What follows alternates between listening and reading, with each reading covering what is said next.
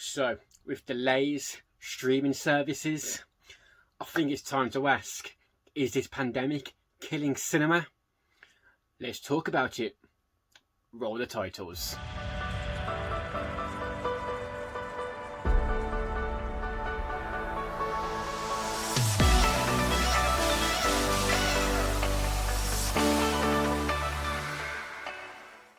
Alright guys, I am Mr. Scotty Pie and I am back for another video. This is going to be a general discussion about film and television, well, film at the moment, and if this global pandemic at the moment, is it going to kill cinema and cinema chains permanently? It's obviously a real threat at the moment and something that I believe does need discussing. So let's dive straight into it. Before I do, if you do enjoy this video, please do consider hitting that like button. You can do any time during the video. You can even do it now if you want to. Why not? You're obviously going to enjoy this video, so hit that like button straight away. And while you're down there, you can please do consider hitting that subscribe button. If you do enjoy this video, I also do movie reviews, trailer reactions. I also do a weekly movie news. If that is your sort of thing, please do consider that subscribe button. It would mean the absolute world to me. So, with the delay in film releases dating back till March, April this year, it's forced a lot of cinema chains and independent cinemas to have to temporarily close their cinema. Obviously, this will save them on staff costs, bills, and just general maintenance upkeep charges. And this has meant, obviously, they've made no revenue. They've saved some money, but not all money, because they'll still have to pay some bills, even though the cinema is closed. They were able to open the cinemas again in September, when we had films such as Tenet, New Mutants, and Bill and Ted Face the Music was released. But other big films were too scared to release their films, so this was only a temporarily close, because Black Widow, Wonder Woman, and James Bond's No Time to Die did decide to postpone their films all until next year.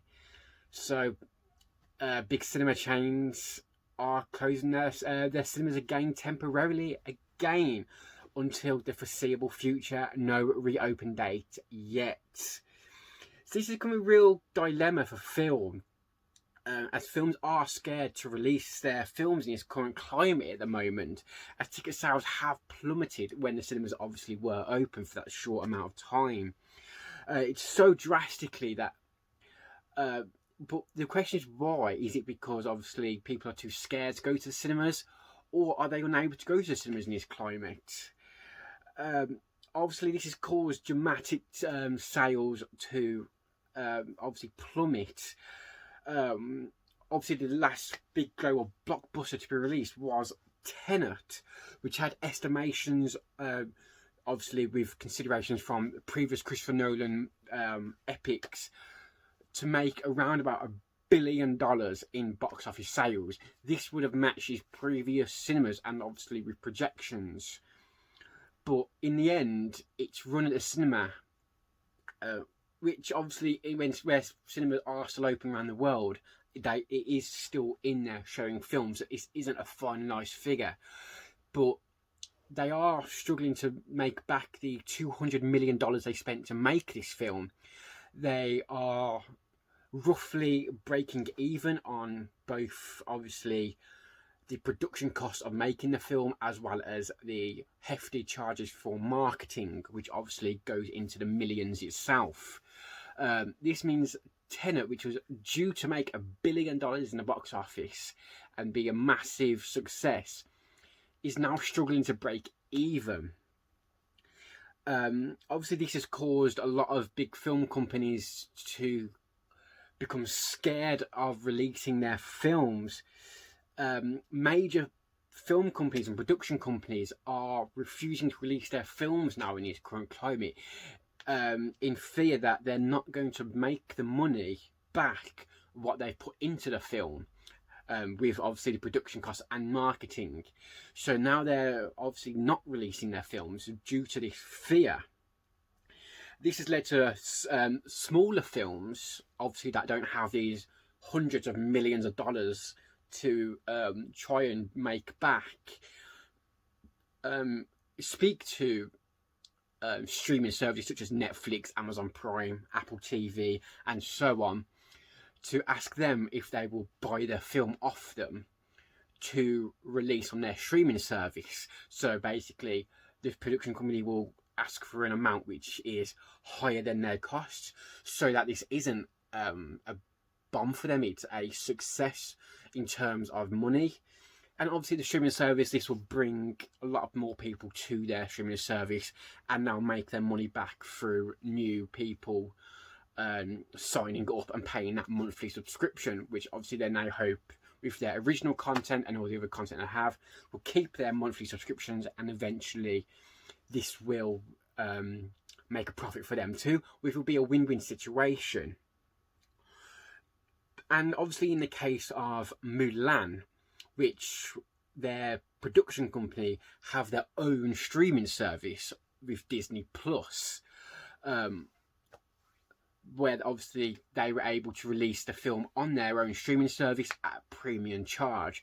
So on top of paying your £6 or was it $10 in America monthly fee, you would have to then pay an added £20, or in America $30 fee on top of that monthly subscription for the chance to watch Mulan there. Obviously there was problems with this because obviously Mulan was a massive production as well. This was a film that was in the hundreds of millions of dollars to make, and obviously Disney haven't released their projected figures. So they're not projected figures, but the income figures of how much money they've made through this premium service. But with estimations, and this is all purely estimations, I could be proven wrong 100% on this, but my little bit of research I've done, the estimations for this is they have managed to break even with doing this with Mulan, but not make a huge success in which they were hoping for. As if this film was released in cinemas and there was no pandemic, this film obviously would have been a huge success. The film in the trailers looked absolutely fantastic. It had the legacy of the original animated film. This film would have made a good couple of 100 million, maybe up to $1 billion, if obviously it hit the right market. But it didn't do that. It looks like it's breaking even at a struggle. Obviously, this could be down to two things. One, people aren't willing to pay the premium, which is the category I fall into. I have the Disney Plus subscription, but I wasn't willing to pay an extra £20 for Mulan. I'm not comfortable paying money for a film that I don't physically own. If they did a thing like in Sky TV in England, if you buy a digital version of the film, they will also send you a physical copy through the post as well. If it was something like that, I would have paid it 100%, because Mulan was a film I'm very excited to watch. I still am excited to watch this film, but I wasn't comfortable paying that amount of money to just have a digital copy of the film. If it was cheaper, maybe even half the price, I probably definitely would have considered it. Would I have not have? I don't know, but I would have definitely considered it.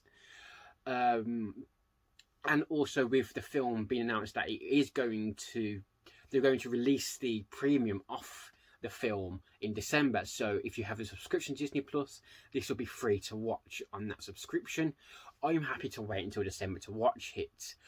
The other thing that could have influenced the drop in estimations of these films, obviously from going to hundreds of millions to 100 million success to a break even. The reviews for this film weren't great. There was a few good reviews I saw, but the majority didn't give this gleaming reviews. Obviously that's always going to affect films, so maybe that reason they didn't smash it at the ballpark was because the reviews just weren't great, which would have happened the same in cinema as well. So who knows what the exact reason is. Personally, I hope this means they won't do a premium again and they'll just stick all new films on the streaming service. That's my hope.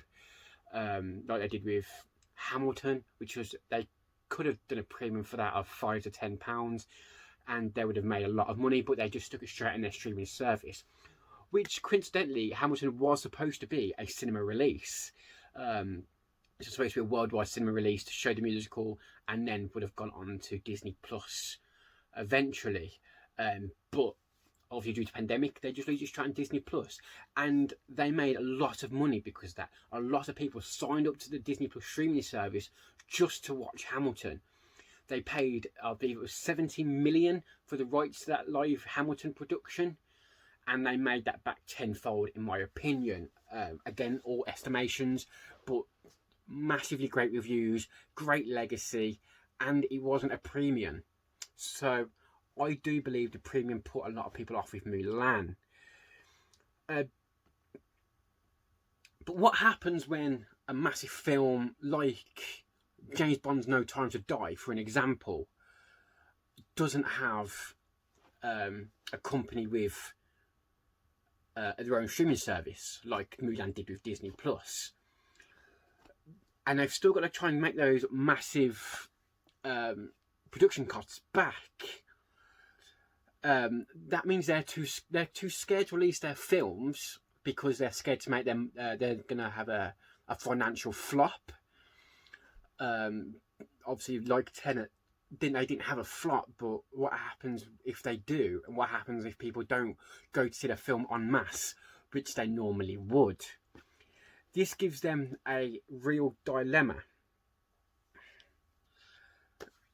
That just means they have to postpone their film until people can go into the cinemas again and are comfortable to go in there again by en masse. But that means that cinemas don't have the new film to show.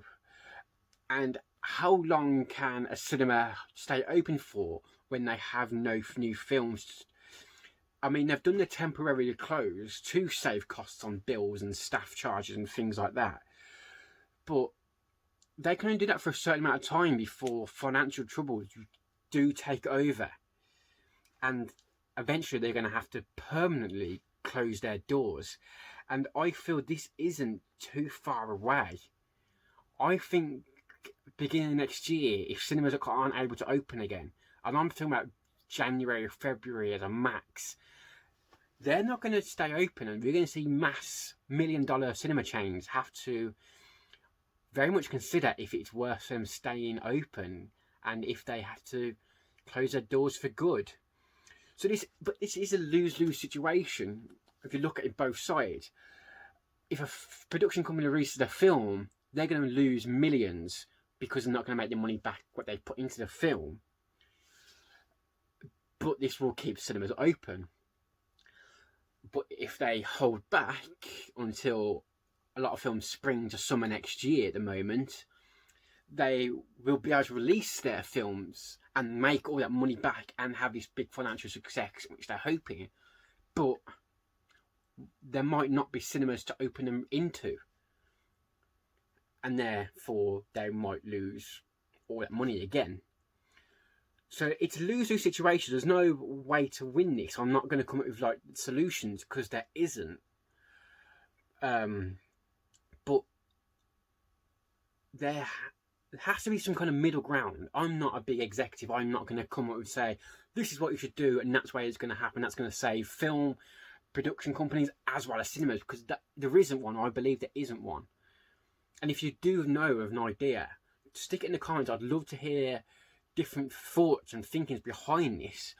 But obviously this week we also had the news that James Bond's No Time to Die, which was meant to be the saving grace for cinema along with Tenet, obviously they postponed till spring, which forced all big cinema chains like Cineworld Cinemas to close their doors temporarily again. It was No Time to Die that caused Cineworld to close. But No Time to Die have now being revealed that they are approaching streaming services to release their film on their behalf for them now. It's been confirmed they have had conversations with both Apple TV and Netflix. I'm sure there's been more, but they're the two that have actually been announced that they have had conversations with. This means that cinema will never get a penny of the massive new James Bond film, which since the dawn of James Bond has always been a massive excitement and a big moneymaker for cinema chains. This obviously isn't come to fruition at the moment because James Bond have revealed obviously their asking price for this film is $600 million from a streaming service, which both Apple TV and Netflix have turned around and said, this is too much for us, we're out. But how long is it until No Time to Die drop this asking figure to a point where either Netflix, Amazon, Apple, or any of these big streaming services go, you know what, we'll pay that because we think we can get that money back through new subscriptions or maybe a premium service as well. And that means cinema have lost another major release. And if that happens, obviously No Time to Die will make a massive profit on that, because they're not going to release this film to a streaming service without making a massive profit. Of course they're not. And if they do, what's going to stop all the other major films going, well, we'll do that then? Why wait? We can do that, make a massive amount of money, and we haven't got to do any of the marketing or anything anymore. That's not our problem. We haven't got to worry about box office tickets and all that. We've made our money, we're gone. That's their problem now. That means cinema is dead. This cinema chains will close their doors and that's it. You'll never see a film on a big screen again. Obviously, I think a few people will be happy about that because they get films earlier and haven't got to pay the ticket prices. And obviously, cinema ticket prices are skyrocketing. And I think after this pandemic, if cinemas are able to open, ticket sales will skyrocket again because that's the only way they can afford to keep their lights on. That's a fact. It really is. Streaming services are killing cinema. I'm not saying it's a bad thing because obviously I'm a fan of streaming services. I do like watching all the Netflix originals, Disney Plus originals, Amazon Prime originals. I love that. But I also love nothing more than seeing a film on a big screen. I am happy to pay that. But that is only me. I know someone with a big family wants to see a kids film. They can't afford to do that. So Disney Plus is saving them loads of money by charging £10 or $30 for Mulan, rather than what the £50 or $50 for taking a small family out to see that film at the cinema would be. So, as I said, this isn't me trying to think of solutions. I just wanted to talk about there's a lot of arguments about if this is right or wrong, and I wanted to basically put forward my argument of it's neither, really. The reason it's neither right or wrong because both cinema and production companies need to make their money and they can't do it without the other, but at the same time neither of them can release. A production company releases a film, they're not going to make their money back, but cinemas can strive. But if they go into a streaming service or postpone, they can make their money, but cinemas will fail. One of them's got to go by the sounds of this. Hopefully the pandemic calms down and just in time to save both, but in my view it won't happen. I think we're going to lose cinema due to this pandemic. So that is purely my opinion on this matter. I would love nothing more than to hear your view on this. Do you have any solutions? What would you do if you were either a cinema owner or a production company owner? What would you do? I would love to know. And you got anything conversations you want to talk about this subject at all? Drop it all in the comments. I do respond to all comments, so I'd love to start a conversation down there with you. If you did enjoy this video, please do consider that like button. And if you want to see more videos like this, general movie talk, I also do trailer reactions, movie reviews, and the weekly movie news. If that does sound like your sort of thing, please do consider that subscribe button. It would mean the absolute world to me. I do hope you have a good day. I am Mr. Scotty Pie, and I am out of here.